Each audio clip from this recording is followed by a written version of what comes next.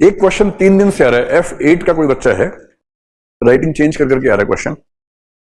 Sir, does wearing religion specific dressing, for example hijab, vermilion etcetera to be specific during interview questions the candidates neutrality, thanks and regards. बताना चाहेंगे किसका question है? आपका है? Okay. जब आप IAS का इंटरव्यू देने जाएंगे तो आप कोई रिलीजन स्पेसिफिक ड्रेस पहने या ना पहने, सवाल ये है।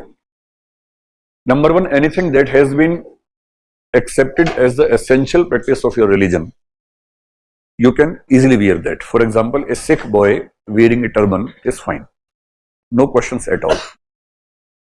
Second, something that has been classified as an essential practice of your religion, but practically it is not as essential as the turban is, and if you don't mind avoiding it for that day, it would be better.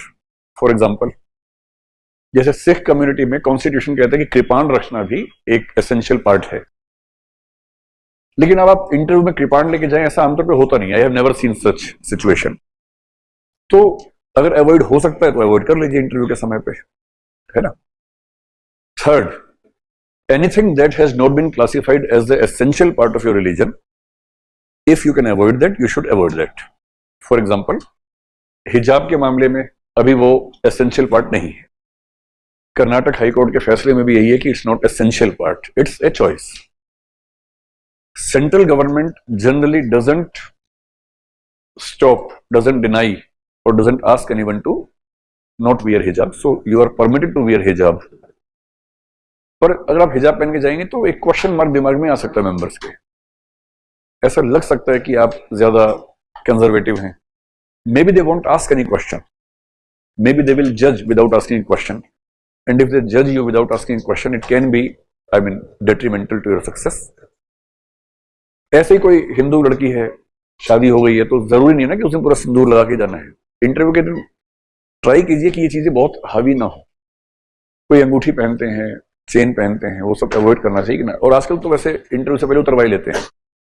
आजकल तो उनको ये भी चिंता रहती है ना कहीं इसके अंदर कैमरा ना लगा हो, तो आजकल घड़ी वड़ी सब बाहर उतरवा लेते हैं। So that is not a choice now, earlier it was a choice. तो अवॉइड करना ठीक रहता है, वरना 10 तरह के सवाल बनेंगे। और सबसे बुरा है कि सवाल ना पूछें और जज कर लें। फॉर एग्जाम्पल, आप कोई लड़का है, दाढ़ी और मूछ रखी हुई है बड़ी बड़ी, कबीर सिंह बना हुआ है, इंटरव्यू है, और उसने कहा कि मैं दाढ़ी के बिना बहुत सुना सुना लगता हूं, मैं तो दाढ़ी में ही जाऊंगा।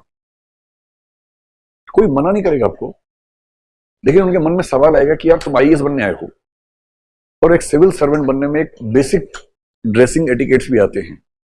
सो in general you are not suppose to, और at least you are not appreciated if you wear a beard. मूछ तक ठीक है, पर मूछ ये नहीं कि ऐसे वाली मूछ रखी हुई है, पहलवान वाली मूछ ऐसे करके चले गए इंटरव्यू देने। वो मूछ अकेली काफी है मूछ कटवाने के लिए। तो your dressing has to at least suit to the decorum of the service, so to the extent possible try to maintain that. ठीक है, चलिए अब शुरू करते हैं भाई। How much is political science related with ethics? Political science का link topic number 6 और 7 में थोड़ा बहुत है, एडमिनिस्ट्रेटिव एथिक्स में। And when we study thinkers और philosophers in topic number 5, most of the western thinkers are also studied in political philosophy. यही link है, अगर आप उस लिंक को यूज करना चाहें तो करें, करना चाहिए, जरूर कीजिए।